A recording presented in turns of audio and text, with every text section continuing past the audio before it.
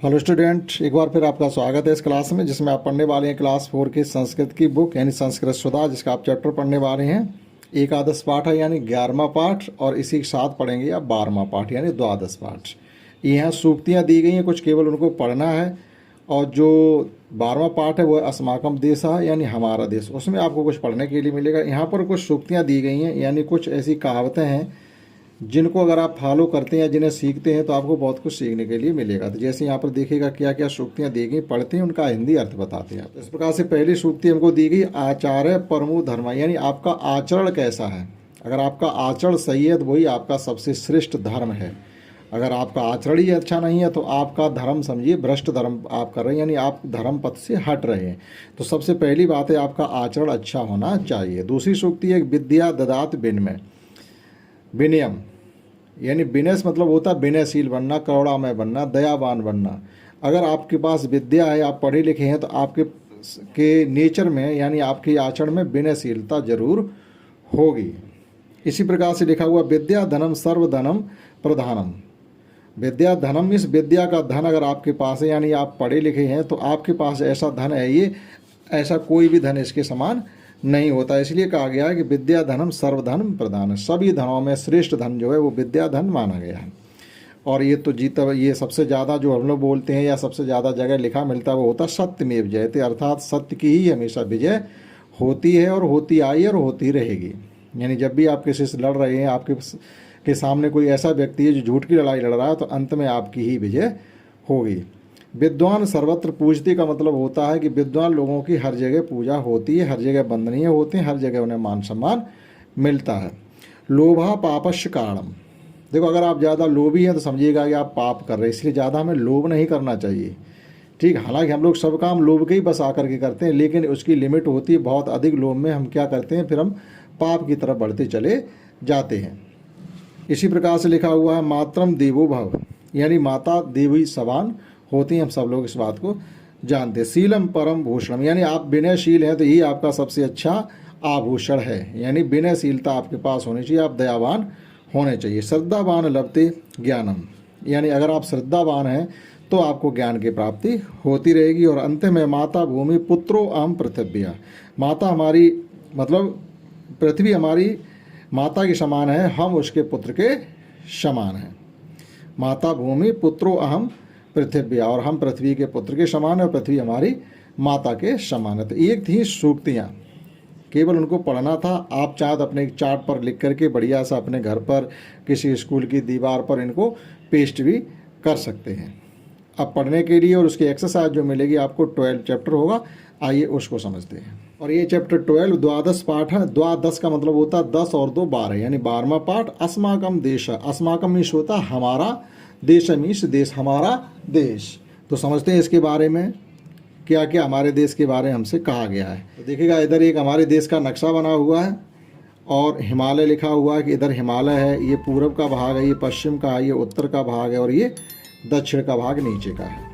ठीक, तो देखिएगा पहले पैराग्राफ में ये कहा गया भारतवर्षम अस्माकम देश है, भारतवर्ष हमारा देश है। अस्माकम मीन्स हमारा, अस्माकम देश अतीब शोभनम, अति मीन्स बहुत, हमारा देश बहुत अधिक सुंदर है।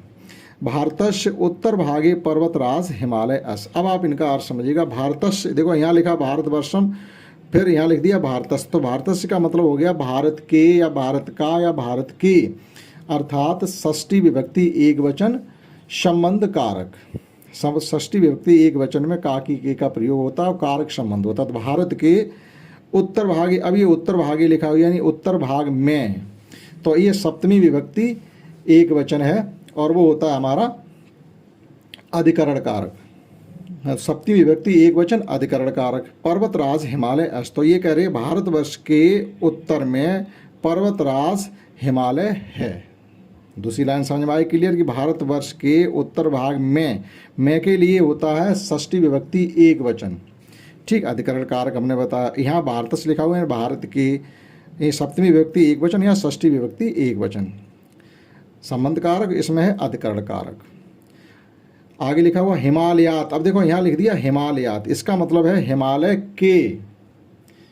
अब यहाँ हिमालय के नहीं, हिमालय से, हिमालयात अनेक नद्य निर्गच्छन्त, देखो नदी, नदी का बहुवचन है ये नदी। निर्गच्छन्ति मीन्स निकलती हैं, अनेका मीन्स बहुत सी, हिमालयात मीन्स हिमालय से, अलग होने के लिए। अलग होने के अर्थ में अपादान कारक होता है, पंचमी विभक्ति एक वचन।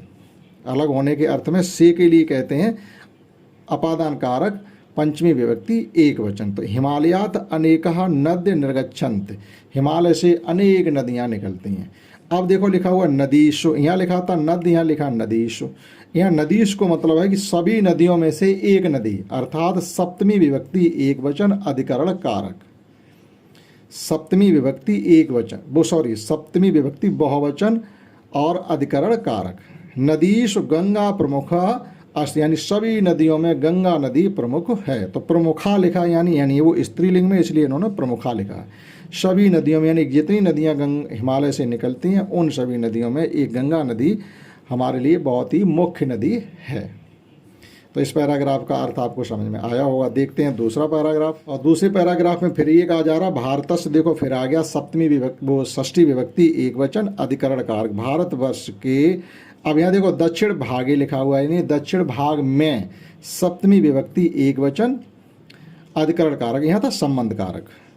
भारतस्य संबंध कारक षष्ठी विभक्ति एक वचन और दक्षिण भागे अधिकरण कारक षष्ठी विभक्ति एक वचन। हिंद महासागर अस्त, भारत के दक्षिण भाग में हिंद महासागर, ये नीचे वाला ये देखो हिंद महासागर, यहाँ पर ये दक्षिण भाग है, ये हिंद महासागर, ये बंगाल की खाड़ी, ये अरब सागर और नीचे हिंद महासागर। यानी ये भाग हमारे भारत का तीन तरफ से समुद्र से घिरा हुआ है, इधर बंगाल की खाड़ी से, इधर अरब सागर से और ये हिंद महासागर से। तो ऐसे ही भाग को हम प्रायाद्वीपीय कहते हैं। तो हमारे पास एक प्रायाद्वीपीय भारत भी है। आगे देखिएगा, भारत से पूर्व भागे, देखो फिर वही षष्ठी विभक्ति एक वचन सप्तमी विभक्ति एक वचन। भारत के पूर्व भाग में म्यांमार देश और पश्चिम भागे देखो फिर षष्ठी विभक्ति सप्तमी विभक्ति एक वचन च पाकिस्तान देश अस्थ। भारत के पूर्व भाग में म्यांमार है और पश्चिम भाग में पाकिस्तान देश है। ठीक, फिर कहा गया देशे मतलब ये षष्ठी सप्तमी विभक्ति ये भी एक वचन है और अधिकरण कारक है।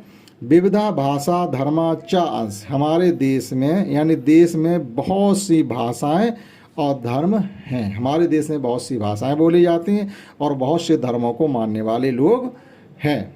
बहुत से धर्म से मतलब ईसाई धर्म है, हिंदू धर्म है, बौद्ध धर्म है, सिख धर्म है, ऐसे बहुत से धर्म हैं, उनको सबको मानने वाले लोग हैं और अपनी अपनी सबकी बहुत सी भाषाएं भी हैं।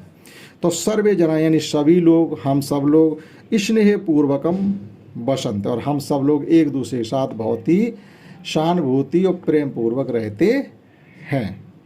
तो ये दो पैराग्राफ थे जो हमने आपको समझाने की कोशिश की है। अब समझते हैं इसके वर्ड मीनिंग, देखो क्या दिए गए यानी मीनिंग। ये कुछ वर्ड मीनिंग, ये शोभनम मीन सुंदर, पर्वतराज होता पर्वतों का राजा, हिमालय बताया था, अति माने बहुत ही, निर्गच्छन्ति मीन्स निकलती हैं और विविधा मीन्स अनेका, सर्वे जना मीन्स सभी लोग। और अब इसकी एक्सरसाइज देखते हैं। एक्सरसाइज में कहा गया एक पदेन उत्तर, यानी आपको एक शब्द में इन सवालों के उत्तर लिखने हैं। जैसे भारतवर्ष क्रीदस अस्त, भारतवर्ष कैसा है तो शोभनम यानी सुंदर है, एक करके दिखा दिया। दूसरा भारतवर्ष से दक्षिण भागे किम अस्त, भारतवर्ष के दक्षिण भाग में क्या है तो हमने लिख दिया हिंद महासागर।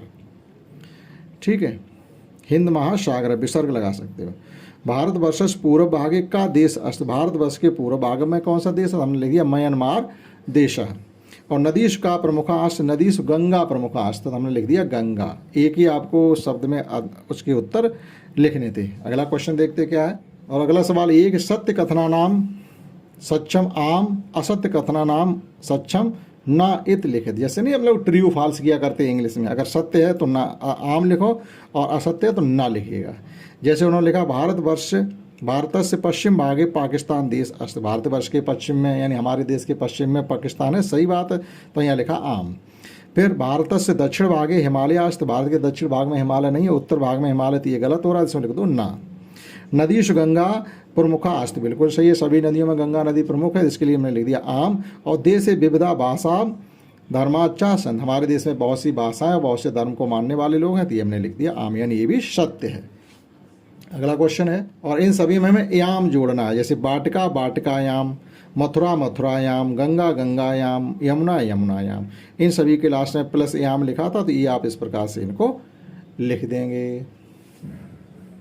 और यहाँ पर हमको मिलान करना, पर्यायपदीन सह मेलियत, यानी पर्यायवाची शब्दों का हमको मिलान करना। हिमालय पर्वतराज है, सुंदर शोभनम होता है, और भारतम को हम भारतवर्षम भी कहते हैं, और गंगा को भागीरथी भी कहते हैं।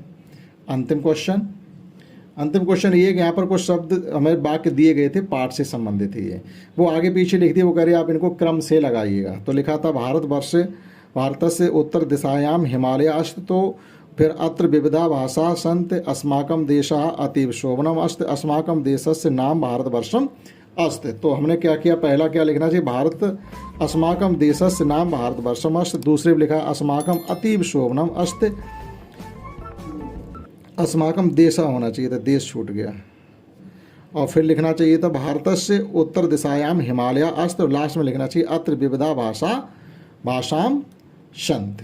तो इस प्रकार से जो पाठ में क्रम से लिखना था, पहले कौन आया, उसके बाद कौन सा वाक्य आया, उसके बाद कौन सा वाक्य आया, तो इस प्रकार से जो दिए गए थे इनको हमने क्रम से लिख दिया। तो इस क्लास में हमने आपको चैप्टर 11 और 12, 11 में था सूक्तियाँ, 12 में था अस्माकं देशः, वो हमने पढ़ाने की कोशिश की है। आशा करता हूँ आपने इसमें कुछ सीख पाया होगा। इस क्लास में इतना ही। That's all. जय हिंद, जय भारत।